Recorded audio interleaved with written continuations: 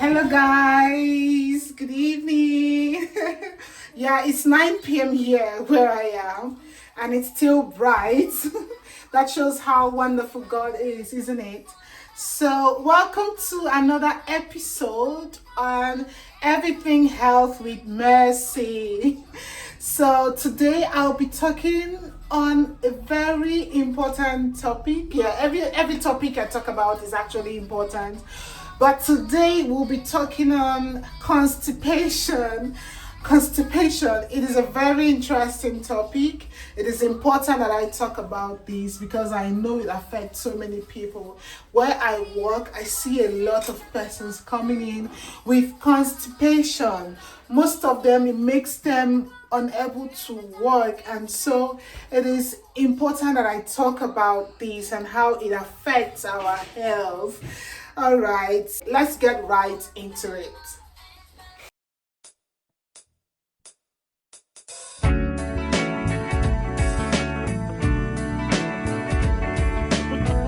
Now let's talk about everything health.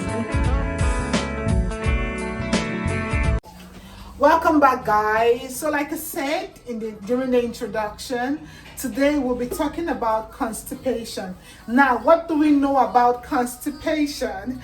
Constipation is something that we cannot totally avoid most of the time, but when it becomes a constant reoccurrence, it becomes a problem, really. When it's something that occurs all the time, that should be worrisome. Constipation is, simply put, passage of heart shit. Yeah. Passage of heart stool, when we are unable to pass stool as we should or as frequently as we should because of heart stool. We are unable to go to toilet, we are unable to do number two, then we say this person is constipated. So there are different classes, like different levels. Some constipation could last for a day or just a one-time thing, or could last for 3 days. Some even go constipated for up to 14 days.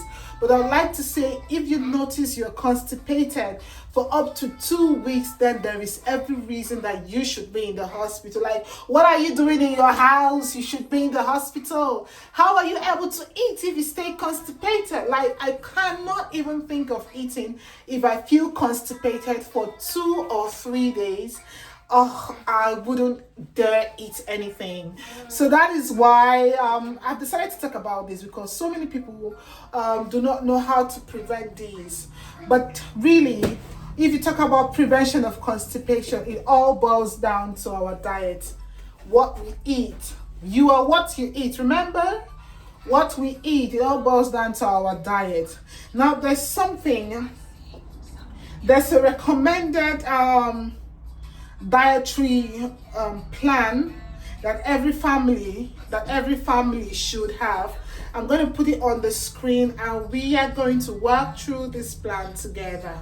It is called Healthy Eating Plate. It's a good plan if you can stick to these.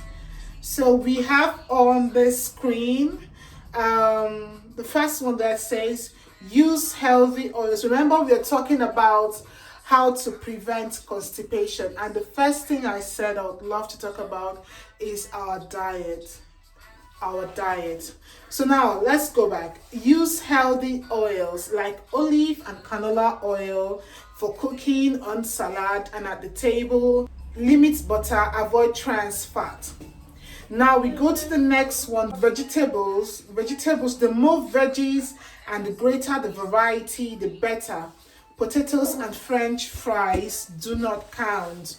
Vegetables, when we take in vegetables, lots and lots of vegetables, it helps our colon, it improves movement in our colon, and we're able to pass stool without much of a problem.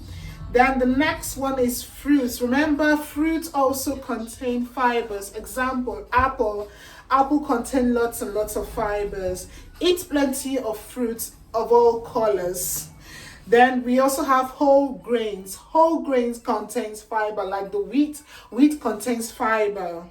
So it is recommended that we eat a variety of whole grains like whole wheat bread, whole grain pasta and brown rice. Limit refined grains like white rice and white bread.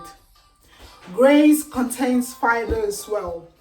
So in fact, if you stick to this recommendation, you will discover that fiber forms the bulk of our diet. The next one is healthy protein. Choose fish, poultry, beans. Choose fish, poultry, beans, and nuts. Remember, beans contain good amount of fiber. Limit red meat and cheese. Avoid bacon. What is bacon? Pork. Yeah. Cold cuts and other processed meats.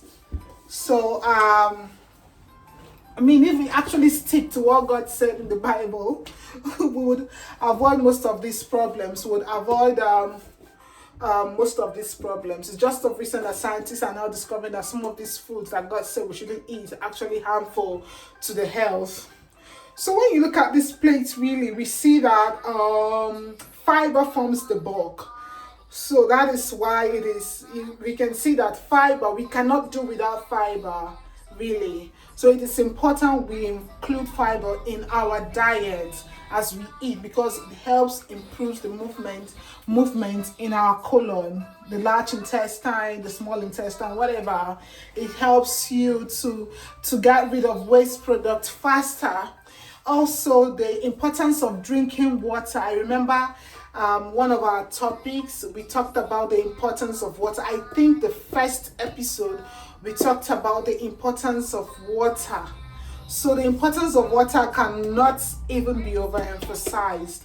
Ensure you're drinking enough water daily.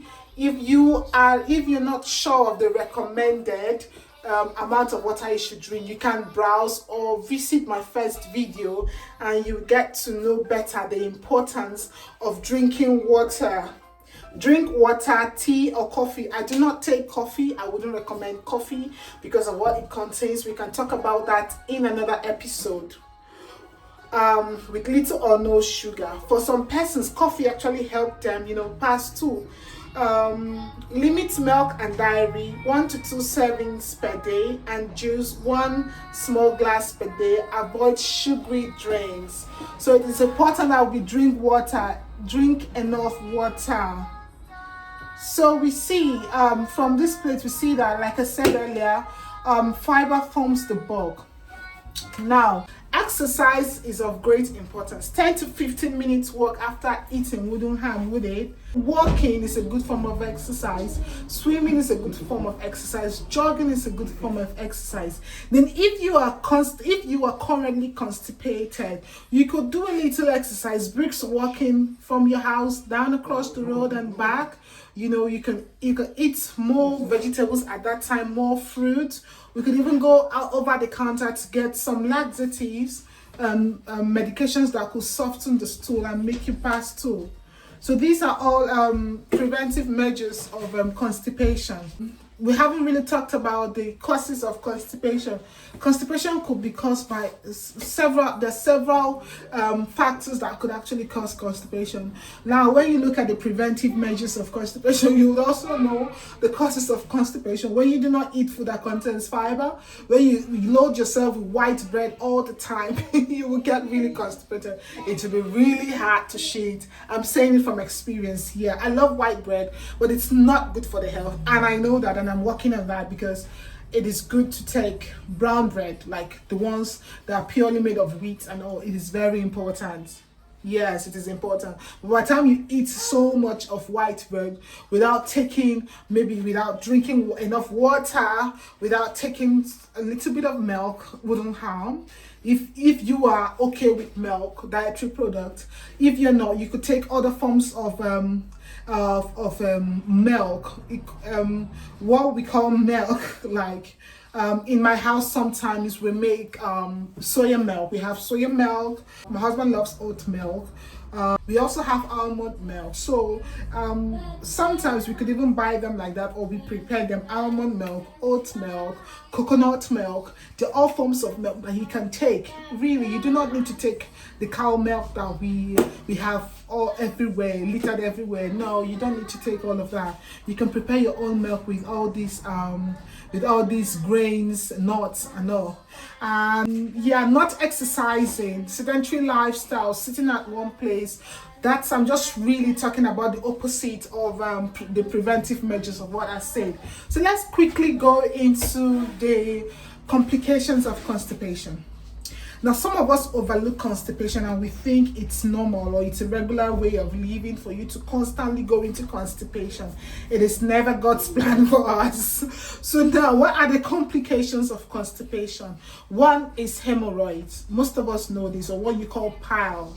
In fact, if you have hemorrhoids, constipation should not be a part of your plan. It shouldn't be normal. It shouldn't be normal for you. Nicole, go and meet daddy. Go and meet daddy, yeah? Go and meet daddy.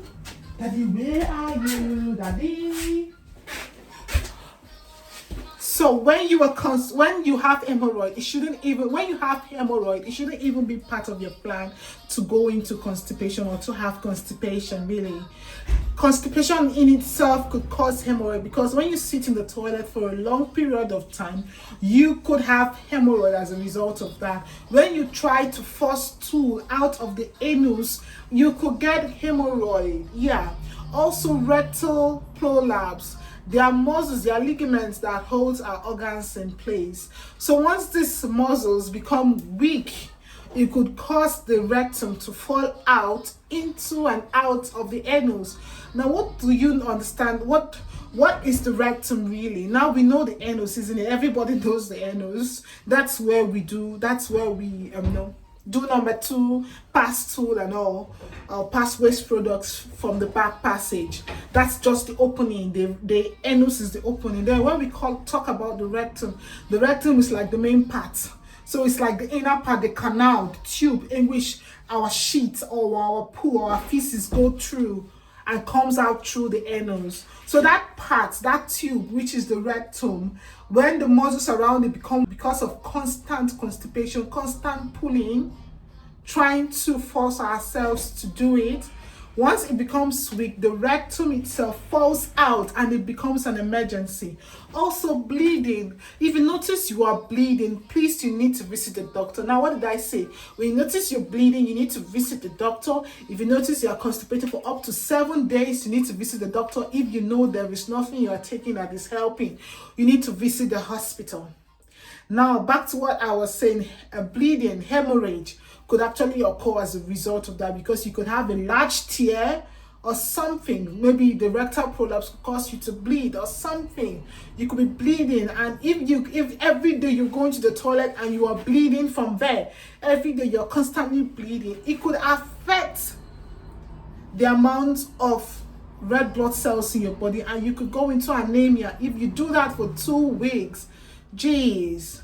So it is important to report to the clinic or report to the hospital if you notice that you are bleeding. Another complication. So I've mentioned hemorrhoids, I've mentioned rectal prolapse, I've mentioned bleeding. Okay, another complication could be incontinence. Incontinence is a complication, yeah, that could occur as a result of hemorrhoid. Because once the muscles become weak, you are unable to hold stool. Some of us can say, okay, if we feel like going to toilet now, we could decide, okay, let's give ourselves 30 minutes and I'll go to the toilet. But then you may not even know when it comes and it's just out. It could cause embarrassment. Yeah, so it could lead to incontinence. You're not able to hold stool down, or sometimes the feces or the shit that build up is not able to pass through, and water leaks through the rectum and then stains your clothes, and then when you get up from your seat, you notice you're stained. That's because of constipation. So just imagine what it does to the body, how it affects even our living, how it affects our way of life. It is something that should be talked about, and that's why I'm talking about this topic now. So ensure you are leading a healthy lifestyle, eating properly, drinking enough water, exercising, and also going for your regular routine checkup, like I talked about in the previous video.